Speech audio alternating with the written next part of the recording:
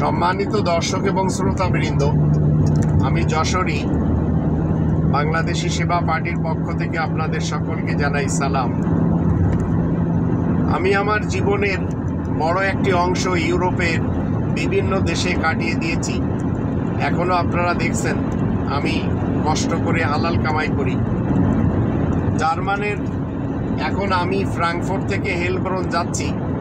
রাস্তার দু সাইডে আপনারা দেখতে পাচ্ছেন বিভিন্ন ঝাউ গাছ, বিভিন্ন গাছগাছালি, আবার ঘাসে ভরা।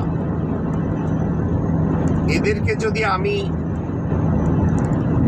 সাজেশন দিই যে এই রাস্তার দুধারে যদি আমরা ফলের গাছ লাগাতে পারি, রাস্তার দুধারে যদি আমরা মানব উপকারী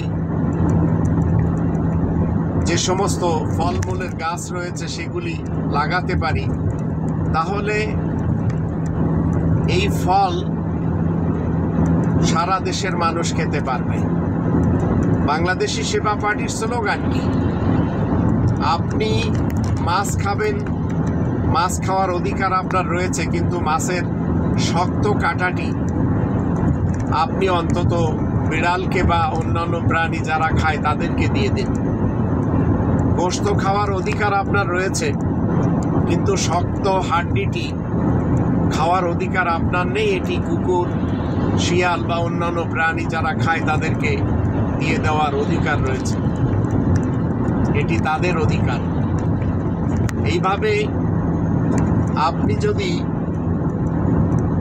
কোনো ফলমূল খান, আপনি যদি কোনো ফল খান, তো ফলের বিচি, আটি এগুলি আপনার ফেলে না দিয়ে রাস্তার দুধারে লাগিয়ে দেওয়াই হচ্ছে বাংলাদেশি সেবা পার্টির সেবক সেবিকাদের কাজ। এভাবে যদি আমরা একটু এগিয়ে চলি, তো আস্তে আস্তে আল্লাহ তাআলার পক্ষ থেকে দেশের জন্য আমরাই কল্যাণ বয়ে আনতে পারব। কিন্তু আপনারা জানেন যে আমার বাড়ি যশোর।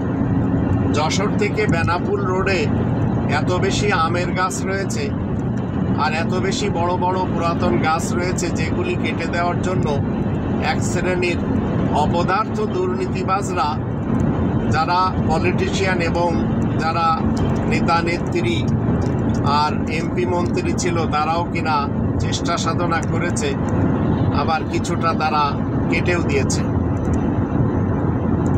কোটি কোটি গাছ এইভাবে কেটে দেওয়া হয়েছে, অথচ এগুলি তৈরি হতে শত শত বছরও লেগেছে। আবার আপনারা জানেন সুন্দরবনের প্রাণীগুলোকে বিভিন্ন কেমিক্যাল এবং আলকাতরা দিয়ে মেরে দেওয়া হয়েছে শুধু একটি কয়লার বিদ্যুৎ ভারতকে বানিয়ে দেওয়ার জন্য, এবং যার ফলশ্রুতিতে এই রামপালের বিদ্যুৎ কেন্দ্র যখন থেকে স্টার্ট হবে তখন থেকে আমি গ্যারান্টি দিয়েছি এখানকার পলিউশনের কারণে এই বাংলাদেশ আগামী 30-40 বছরের মাঝে যে সন্তানগুলি জন্ম দিবে তারা হবে বিকলাঙ্গ।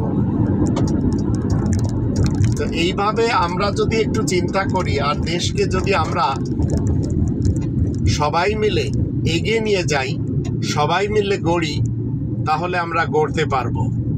এখন জার্মান আমার কথা কেন শুনবে? গ্রিসে ছিলাম, তারা কেন আমার কথা শুনবে? কারণ এদের কোনো জিনিসের অভাব নেই। আপনারা দেখতেই পাচ্ছেন এসব দেশগুলিতে সামান্য কিছু মানুষ, তাই এদের কাছে পর্যাপ্ত খাবার রয়েছে।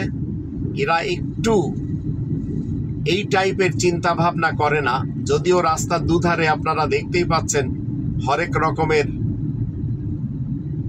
মানব উপকারী না, যেগুলি মানুষের দরকারও না, সেগুলির গাছগাছালি লাগানো হয়েছে। এগুলি একটিও কিন্তু অটোমেটিকলি হয়েছে তা না, এগুলি লাগানো হয়েছে।